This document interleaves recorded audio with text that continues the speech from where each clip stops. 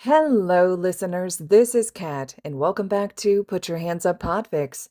This will be the continuation of Verdant Revolution. This will be Part 57, Chapter 54, entitled Dawn of the Betrayed. The elevator hummed quietly beneath the four students as it moved upwards. Blue eyes met blue eyes, before flicking to meet indigo. Midoriya stood with his back to the others but felt their gazes on him all the same. Out of the elevator, Midoriya led the three down a long corridor, stopping at a door near the end that was key-locked, as well as protected by a wall-mounted code pad to its right. Wordlessly, he slipped a key ring from his pocket, inserting the key before typing a series of numbers onto the pad. The group standing behind him listened as the inner mechanism sounded with a loud thunk. Midoriya returned to the key and, turning it, opened the door. Togeda was going to ask what precisely was so special about the room that required all of the extra security, when the question died in his throat. While not much larger than the rooms they had as third years, the fully stocked armory cage in the back corner, especially when combined with the workbench beside it, took up any extra space there might have been. Hado pointed at the cage, for once seemingly dumbfounded by the sight, rather than enticed into questions. What? Midoriya gave her a small grin. Well, that is certainly new. You all know that I aid the teachers from time to time. Sometimes Snipe asks me to work on some of the school's armory. Hence the added security. But all of that, Midoriya gestured to the workstation and extended room, isn't relevant to what we need to discuss. Togeda's eyes flicked away from the rifles in the cage, the very obvious long-range rifles, and returned his gaze to Midoriya. Amajiki shuffled over to the cage for a closer look and to avoid Midoriya's prying eyes. Hado still looked dumbfounded. What do you need to talk about? Something from the president? Midoriya offered Togeda a wiggling gesture with his hand before sitting down at the desk, sitting off-center in the middle of the room. He pulled several packets of papers from the filing cabinet next to the desk and, hovering his hand over a cup as he thought, plucked several pens from it. He handed both the pens and the paperwork over to the three. NDAs. Sign, and we can continue. That seemed to shock Hado out of her dumbfounded fugue. Why do we need to sign NDAs for this conversation? Is it related to what the president wanted you to tell us? Ooh, is it a government secret like the one you were talking about with the students earlier? Does it have something to do with the USJ? We're totally one step from full-time heroes, right? So does it have something to do with that? Midoriya waited a moment for a break in the questions to throw his hands up, stopping the woman short. Something like that. Sign, and we can talk. You can only discuss what we're about to talk about with the parties that have been approved. All of the details are there in the packet. It's a standard non-disclosure agreement. Something I'm sure you're all used to. Especially you, Amajiki. Something sharp and dangerous flitted behind Amajiki's eyes, before quickly being masked by the nervous, socially shy expression that everyone was used to. A wonderful schooling of his features that was utterly betrayed by his friends' tense statures. Midoriya waited for them to read through the packet, the atmosphere calm in their silence. When they returned the papers to him, Midoriya looked at the packets for a long moment, before letting out a long breath. He placed his cane between his legs and leaned against it from his office chair, as he took in the big three scattered throughout the room. All right. Who here wants to work for the Hero Commission? The three looked at each other, baffled. Confusing statement, isn't it? Hero licenses, and with them, the ability to use your quirks in public, are all sanctioned and regulated by the Hero Commission. No one at any hero school teaches anything different, and of course, the only place UA mentions it is in the exit counseling that a majority of students will skip anyway. What does this have to do with the NDAs we just signed, Midoriya? The question from Togata had Midoriya nodding, holding up a hand. I'm getting there. So, you have a variety of options that don't involve the Hero Commission. The government is more than happy to accept you into several roles. Underground heroes and freelance heroes are not governed by the Commission. And in fact, 3 of our top 10 heroes currently do not work with the Commission. Our number 5, Edgeshot, 7th, Mirko, and our 9th, Ryuku. That had Hado sitting up straighter. She had been aware of the tension between her mentor and the Commission suits that showed up constantly, but she hadn't been aware that her mentor wasn't with the Commission at all. Why? I thought Ryuku had a hero license. Midoriya looked toward Hado and nodded. It's not something they advertise, because, well, why would they? The reason Ryuku doesn't report to the Commission is irrelevant to this point, but if you want to hear it, just ask her. I'm sure she'd tell you, though I would maybe get a drink or two in her first. It's not a pleasant tale. What is the point of this, then? Midoriya sighed. I bring this up because if you do want to work with the Hero Commission, then knowing the information I'm about to tell you might actually end up being a detriment. They aren't a part of the government. And they most certainly don't like anyone knowing things unless it is on their own terms. It won't stop you from getting your license per se, but they will make your life significantly harder for knowing things above your station, as they would put it. This has something to do with what you were talking about downstairs. It wasn't a question from Togata, but a statement, one that Midoriya could only dip his head in affirmation of. Why us? Midoriya looked between the 3, and as none of them got up to leave with that new knowledge, continued on. 3 reasons, really. 1, you 3 are the best of your class and 3 of the most promising up-and-coming heroes in the country. And that isn't Nezu blowing smoke. Nezu expects you 3 will all make big waves wherever you go after graduation. 2, after the USJ incident, it was made readily apparent to the Rat how woefully unprepared for warp quirks UA's defenses are, and if we're being honest, there isn't much that we can do to prepare for them. There is a reason that the handful of warp quirks in the world are tightly controlled by the governments they live under. 3, amongst your group, you have the best spread. Midoriya pointed at each of them in turn, beginning with Togata. Commission. At Hado, freelance. And finally at Amajiki, underground. The president expects us to take the lead in protecting the non-hero students if something big happens. Midoriya dipped his head again to Togata. I suspect that won't be a problem. The 3 each gave Midoriya vaguely offended looks that he simply clicked his tongue at.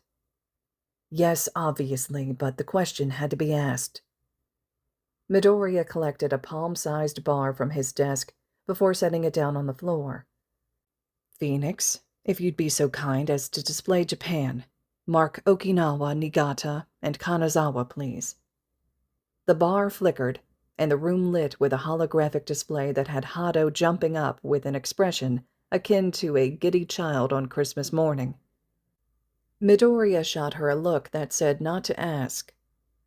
Yes, it's a hologram. Yes, we're almost ready to ship to the public. Please sit down.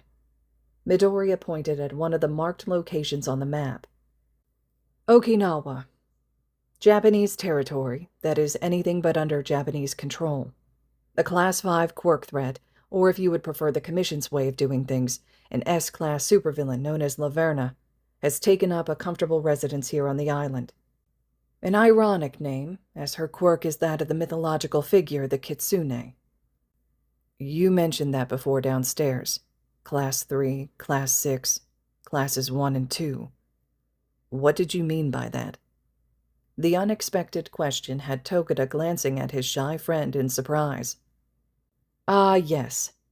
It is a classification system used by the government, to judge the potential threat of an individual. The commission system judges villains' threat levels by their quirks and the crimes they can be charged with. Between these two things, they are assigned a letter class based on their threat. Midoriya gave a sharp smile. As a side note, I'm classified as an F-rank threat, owing to my quirklessness. And the government system? Another question, or a continuation of the prior question from Amajiki. It takes a greater number of attributes into consideration. That's it. Quirk affects this value still, but isn't the major ruling factor. It was created after it was decided that the commission wasn't to be trusted. That statement is a problem in and of itself, Midoriya. Midoriya looked back to Togeda and grunted. You don't understand just how fucked up the governments of the world are and just how close everyone is to returning to the urbans. But back to the topic at hand.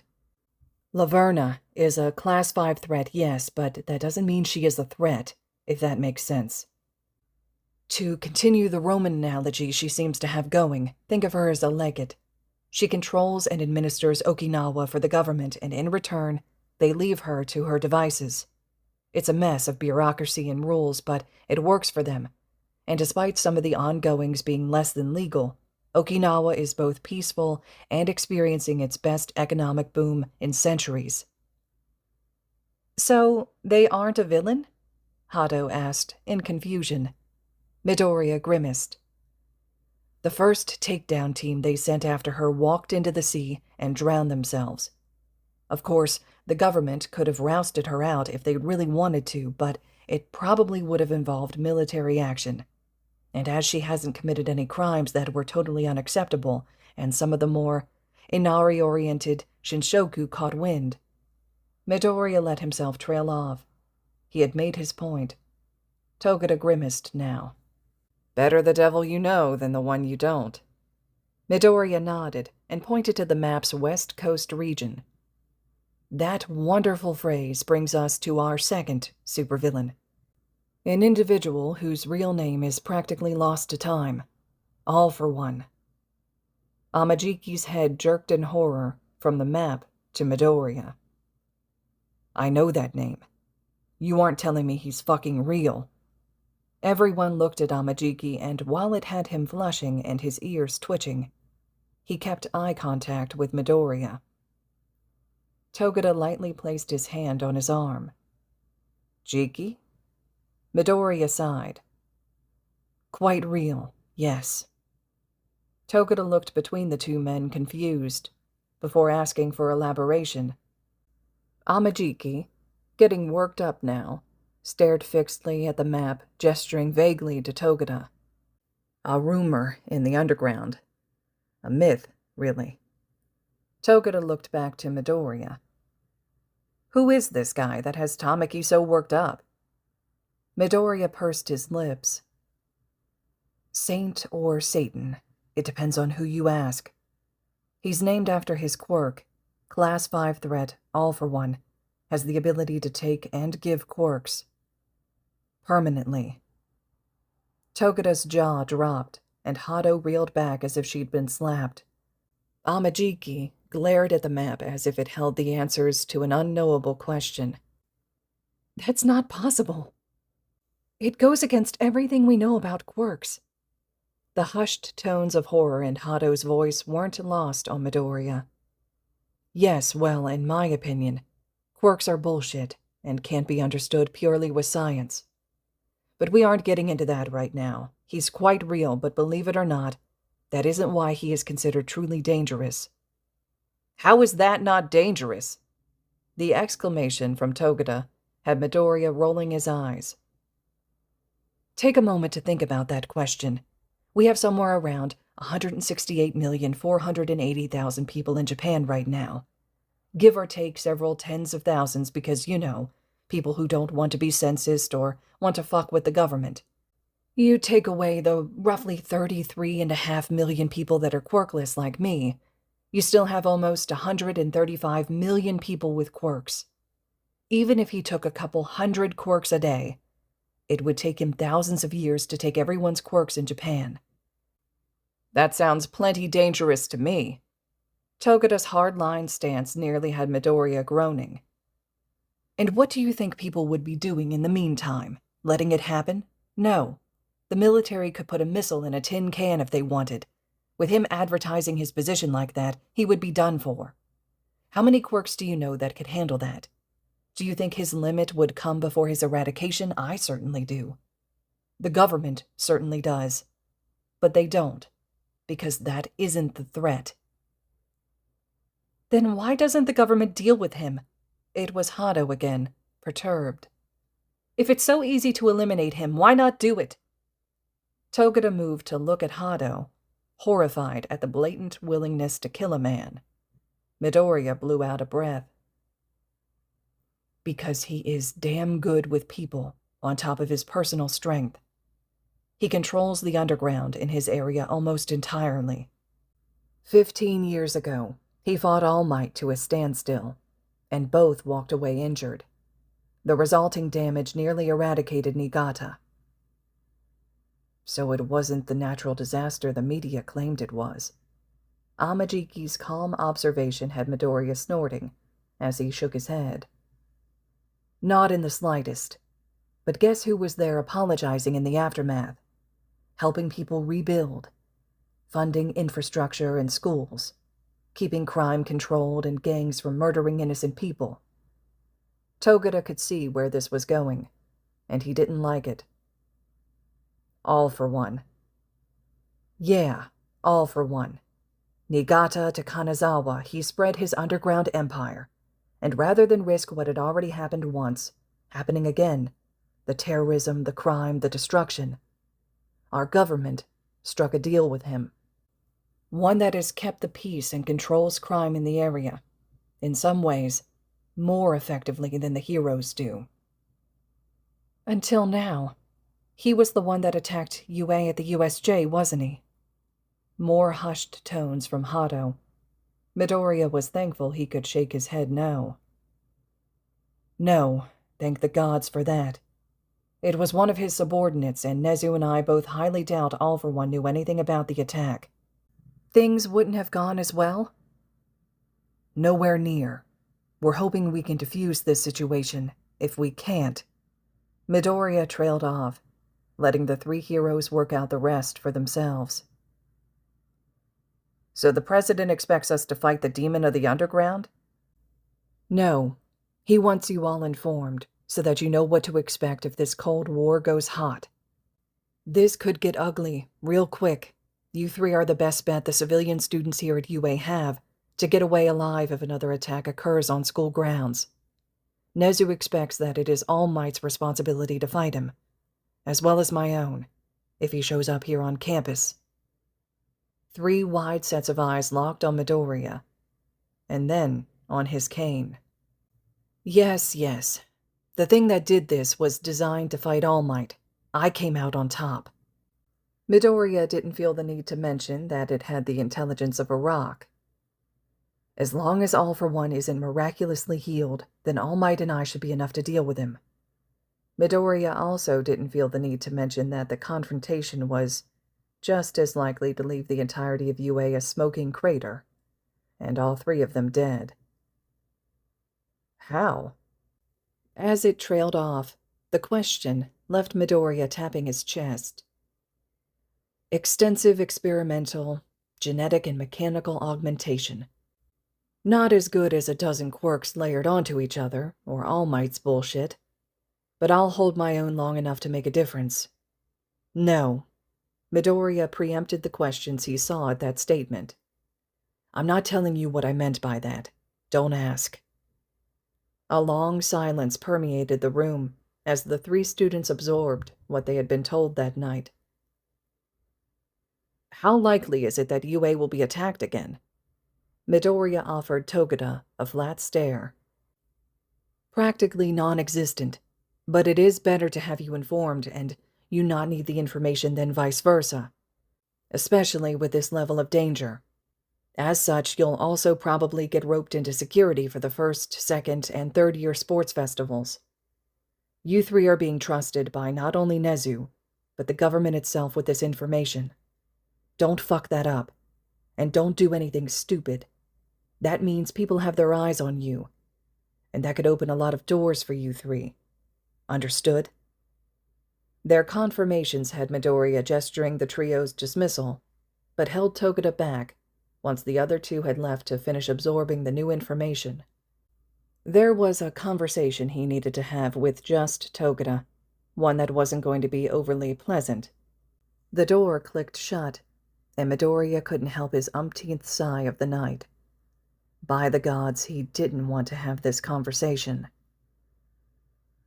"Togeda, Mirio, do you know why I labeled you as commission earlier?"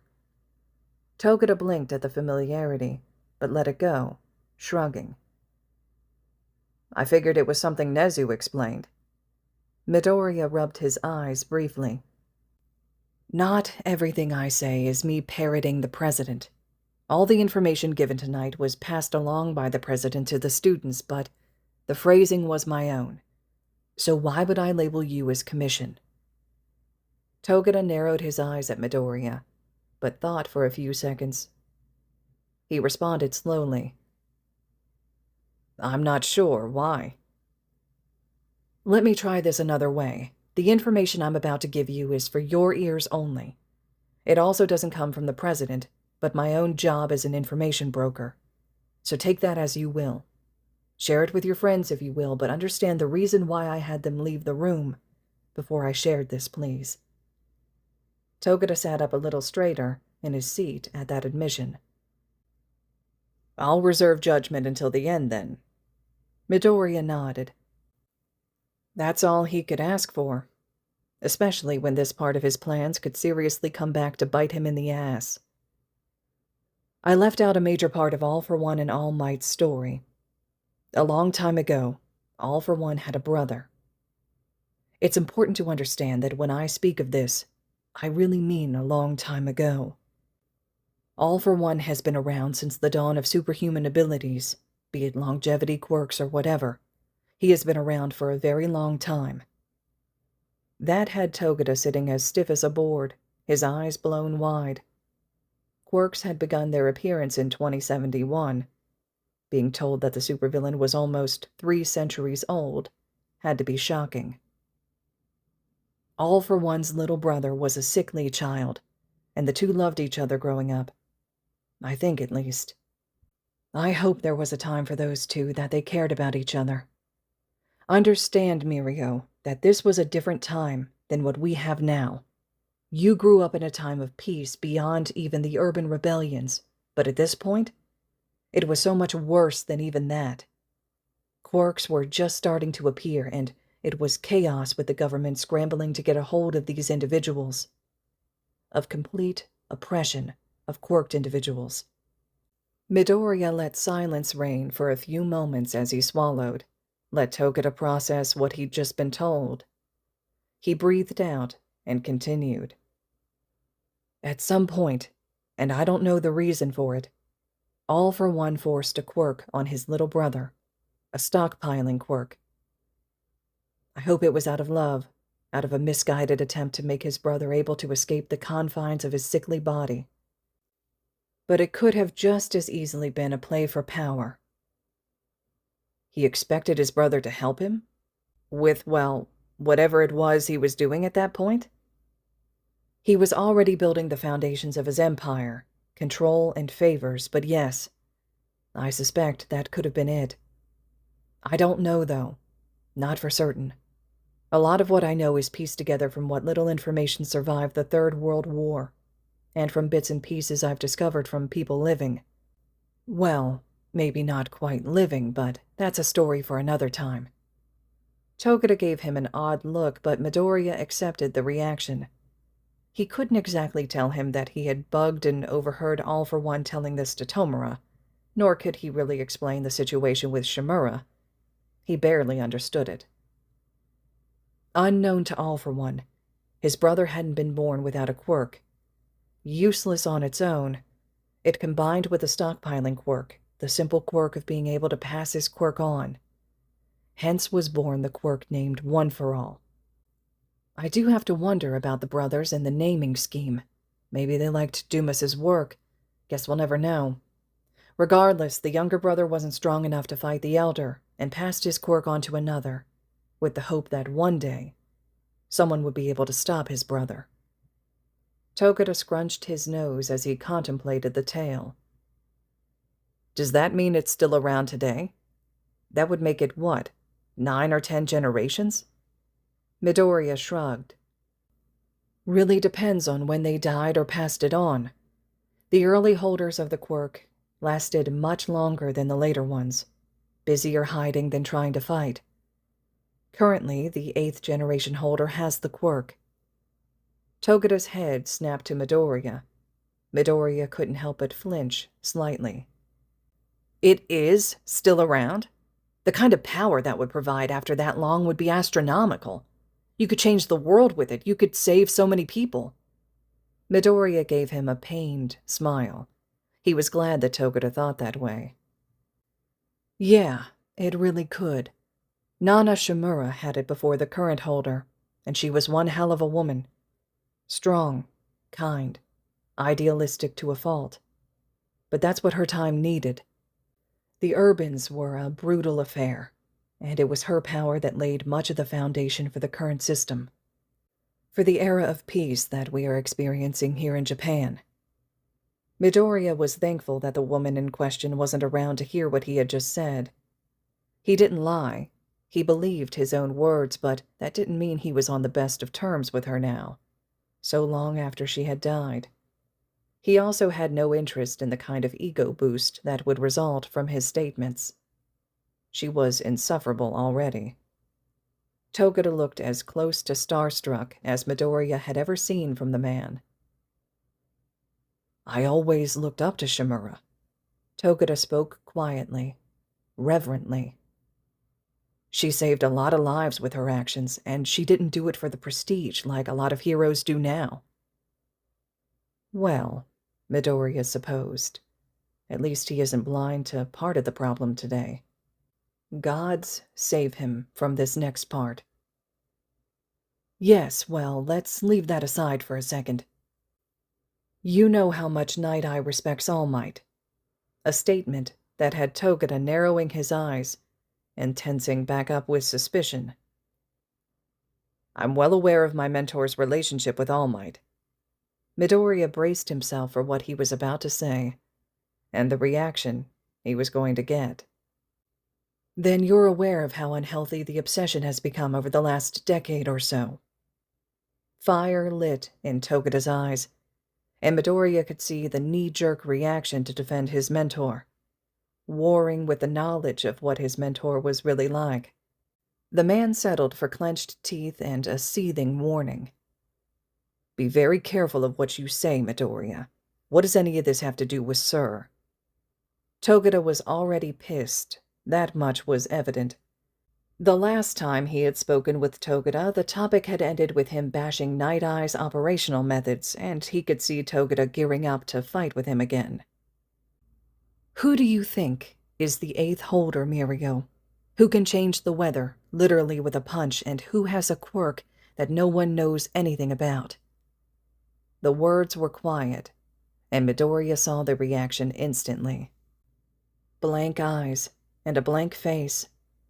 A moment of processing before the fire was back with a vengeance.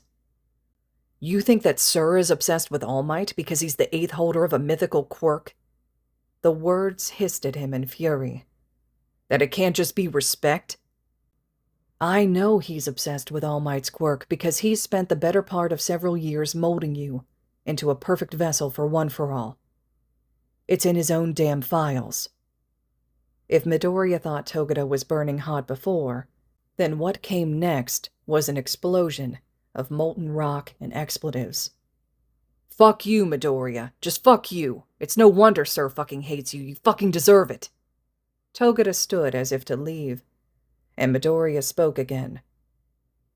I'm telling you this because All Might failed to cram the quirk down my throat, almost quite literally. It nearly killed me. With this event, they are going to have to tell All Might that All for One isn't dead like he thinks. That means he's running out of time. I just wanted you to be aware of the history of it when they come to you next, because they sure as hell won't tell you before they expect you to just take it." Togata had paused at the doorway, the last vestiges of courtesy burned out of him as he listened. "Fuck you, Midoriya." Togata slammed the door behind him, and the reverberation of the slam had Midoriya closing his eyes and rotating his head away from it. He let out a long sigh as he glanced in the direction of his bed. He was so tired, so fucking done. Why couldn't anything ever just be easy? Midoriya rolled his eyes to the ceiling before taking a deep breath and standing. As much as he wanted to lie down and never get back up, he had a job to do. He had oaths that he had to uphold, goals and oaths that weren't ever going to get completed if he did what he wanted. So Midoriya took slow steps over to his bookcase and pulled a thick, leather-bound tome from one of its shelves. It was worn slightly, the silver clasps and binding reinforcement dulled from the hours he had spent holding it, reading it, transcribing it back into physical form from memory. He had one more conversation he needed to have tonight. He didn't know if it would be welcome or not, but he had to try. And then maybe he could drug himself into oblivion and finally get a night of peaceful sleep. All right, listeners, this concludes Chapter 54 of Verdant Revolution. Chapter 55 will be up next. I'd love to hear the thoughts and reactions you're having to this one. Just as a reminder, this chapter really kind of picked up after the previous one, as Izuku and the Big Three are heading out of the previous room where Izuku had been disclosing, some of the events of USJ and talking to the class and giving those statements from Nezu. And now he's talking with the Big Three and kind of cluing them into more information. NDAs are in play. And then this conversation with Togata, right? Izuku trying to give Mirio more information so that he can make an informed decision, right? And the way that Mirio comes back extremely defensive of Night Eye. So I'd love to hear the reactions you had to this one. I think the author did an incredible job with how they depict the characters and how this dialogue played out. I'd love to hear what you were thinking. As always, thank you all so much for listening.